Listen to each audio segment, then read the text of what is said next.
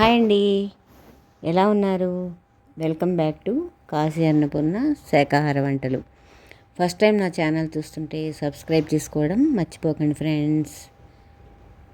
ముందు healthy recipes, variety రెసిపీలు మీకు share చేస్తాను.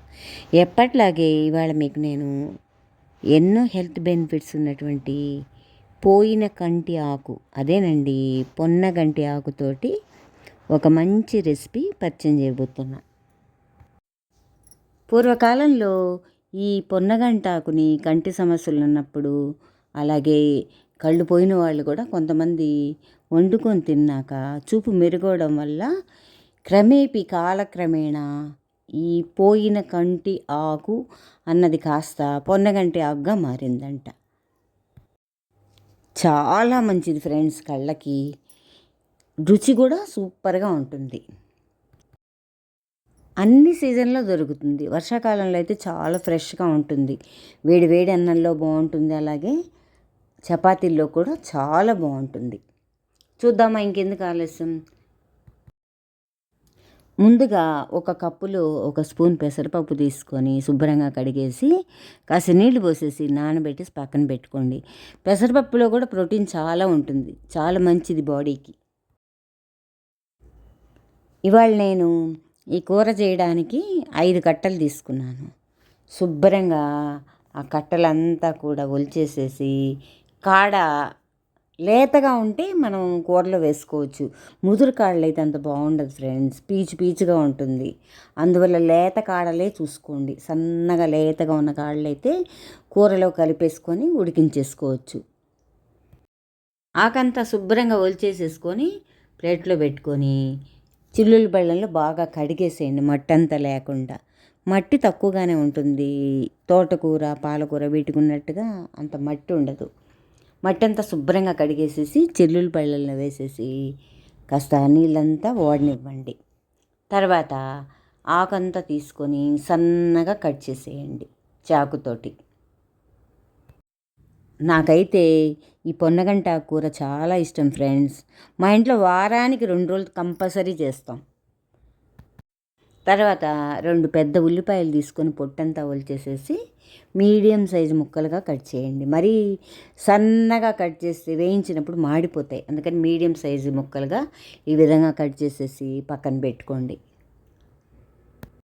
తర్వాత స్టవ్ వెలిగించి కడాయి పెట్టి కాస్త నెయ్యి వేసేసి, నెయ్యి కరగంగానే శనగపప్పు మినప్పప్పు వేసేసి వేయించేయండి. నేతి పోపు చాలా బాగుంటుంది కూరకి. అందులోనే కాసిన ఆవాలు వేసేసి సన్నని మంట మీద వేయించేయండి. 2 ఎండుమిరపకాయలు కట్ చేసి వేసేసి ఆ పోపులో కట్ చేసి పెట్టుకున్నటువంటి ఉల్లిపాయ ముక్కలంతా వేసేసి పచ్చివాసన అంతా పోయేటట్టుగా వేయించేయండి. ఉల్లిపాయ ముక్కలన్నీ వేగంగానే ఈ పొన్నగంటాకంతా కూడా అందులో వేసేసి బాగా కలిపేసేయండి. కూరంతా కూడా బాగా కలిపేసేసి రుచికి తగ్గ సాల్టు, చిటికెడు పసుపు వేసేసి బాగా కలిపేసేయండి.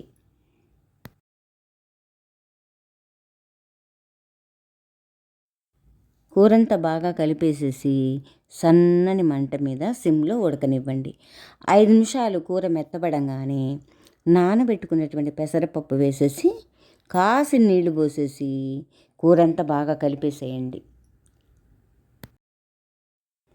సన్నని మంట మీద సిమ్లో ఉడకనివ్వండి. మధ్య మధ్యలో మూత తీస్తూ కూరంతా కలిపి పెడుతూ ఉండాలి. చాలా ఫాస్ట్గా అయిపోతుంది, ఎక్కువ టైం తీసుకోదు ఈ కూర మగ్గడానికి.